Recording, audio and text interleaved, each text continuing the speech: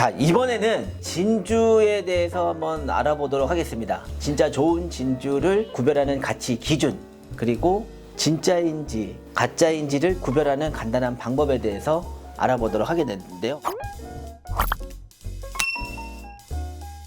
진주에 대해서 간단한 의미라든지 상징이라든지 이런 거에 대해서 안 알아볼 수가 없죠. 네. 어떤 상징이 있을까요? 진주는 참 재밌는 이야기들이 많아요. 인어의 눈물이다라고도 이야기를 하고요. 왜냐면은 사실 진주는 지금은 뭐 부의 상징, 되게 우아함 이런 것들이 많이 생각이 나잖아요. 근데 옛날에는 이 진주의 성장 환경, 뭔가 아픔을 오랫동안 견뎌내야만 하는 그 진주의 성장 과정 때문에 진주가 아픔을 또 상징했다고 해요. 그러다 보니까 결혼식 때 절대 선물하지 않는 예물 중에 하나였다고도 하는데 지금은 전혀 그렇지 않고요. 또 부의 상징, 막 이런 것들이 되면서 또 재미난 사실이 이렇게 있는 것 같습니다. 아, 그럼 진주의 종류는 또 어떤 게 있을까요? 일단은 많이 헷갈려 하시는 게 진주는 천연 진주, 그 다음에 양식 진주, 그 다음에 모조 진주가 있다라고 보시면 될 것 같아요. 네. 근데 이 천연 진주와 양식 진주는 똑같이 진주지만 뭔가 성장 환경에서 사람의 개입이 있었냐 없었냐, 사실 이게 가장 큰 차이일 것 같아요.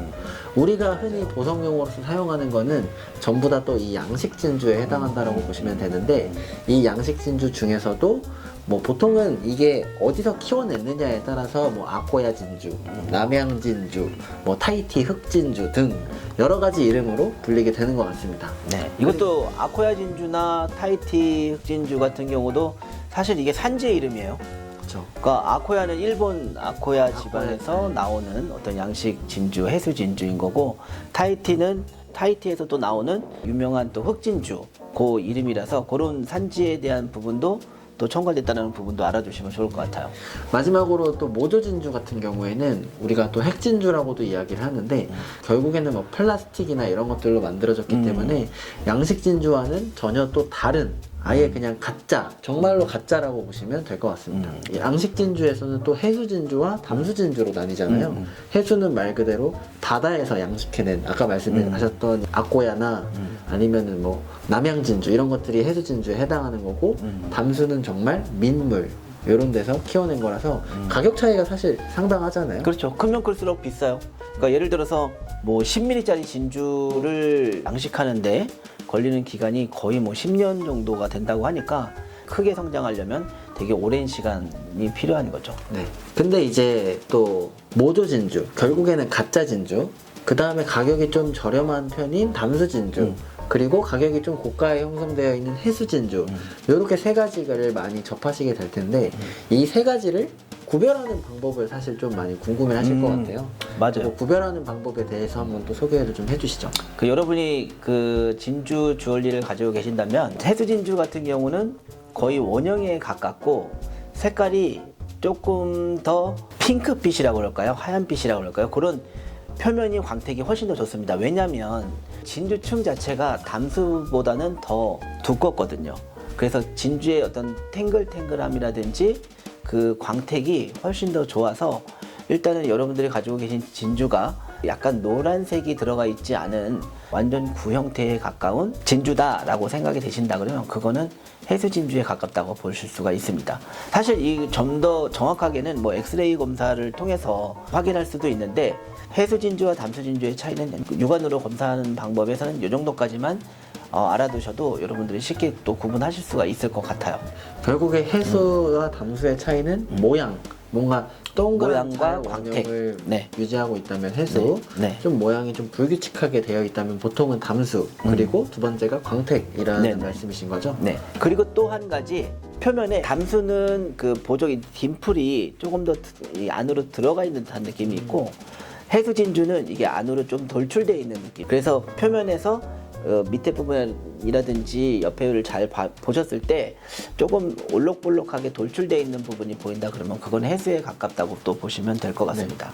그러면 이제 이 양식 진주인 해수와 담수, 그리고 이제 아까 모조 진주가 있다고 네네네. 했는데 네. 모조 진주와 양식 진주를 구별하는 방법은 뭐가 있을까요?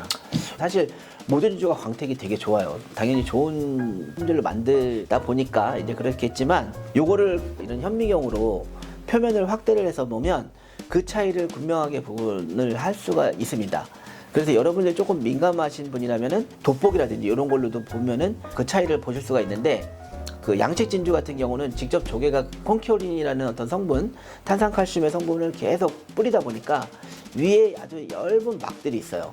그래서 이 얇은 막을 자세히 현미경으로 확대해 보면, 우리가 기상일보의 뭐 날씨 설명할 때 등고선상의 구조라는 부분 아시겠죠? 이렇게 그 지문과도 비슷하고. 맞아요. 네.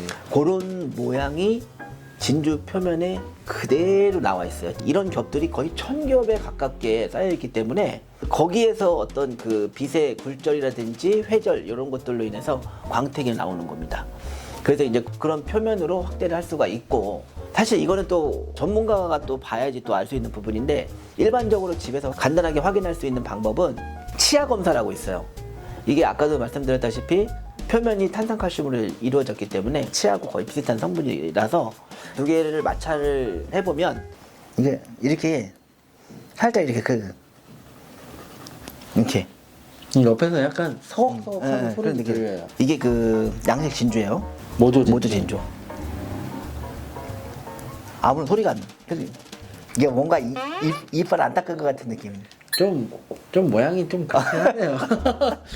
그래서 이 표면이 그러면은 얼마나 상했는지 네. 이걸 한번 보도록 할게요. 네. 여기 표면이 이 층이 조금 흠이 있어요. 이렇게 치아 검사를 하실 때는 이런 식으로 진주층에 조금 손상이 있으니까 조심을 하셔야 됩니다. 이걸 융에다가 이렇게 닦아버리면 거의 안 보이긴 하는데 그래도 조금 흠이 남아있기는 해요. 그래서 이제 제일 위에 잘 보이는 면보다는 할 수 있으면 안 보이는 쪽을 하는 것이 좀 좋을 것 같다라는 생각이 듭니다. 네. 또 얘기하니까 궁금한 건데, 그러면은 이 진주의 가치 평가는 어떤 기준을 가지고 평가가 되는지. 가장 중요한 얘기인데요. 진주도 어떤 다른 여타 보석하고 마찬가지로 뭐 4가지 정도의 어떤 중요한 가치 평가 기준이 있어요. 첫째는 동그란 형태, 그리고 둘째는 이제 크기, 그리고 셋째는 이제 표면의 광택, 그리고 4번째는 상처가 있느냐 없느냐의 정도로 따라서 이 4가지 그 감정 기준이 있습니다. 그래서 요걸 가지고서 마찬가지로 해순지 또는 담순지도 구분을 하고 가치가 어느 정도 되는지도 나타날 수 있죠. 아까도 말씀드렸다시피 뭐 크기가 크면 클수록 모든 보석은 다 고가예요. 이 진주도 10mm짜리나 12mm를 그 양식하는데 걸리는 시간이 거의 10년에 가까워요. 그렇기 때문에 큰 거를 만들어내는 데는 그만큼 오랜 기간이 필요하다는 부분을 또 아시면 좋을 것 같습니다. 네. 다음에는 더 좋은 내용으로 찾아뵙도록 하겠습니다. 감사합니다.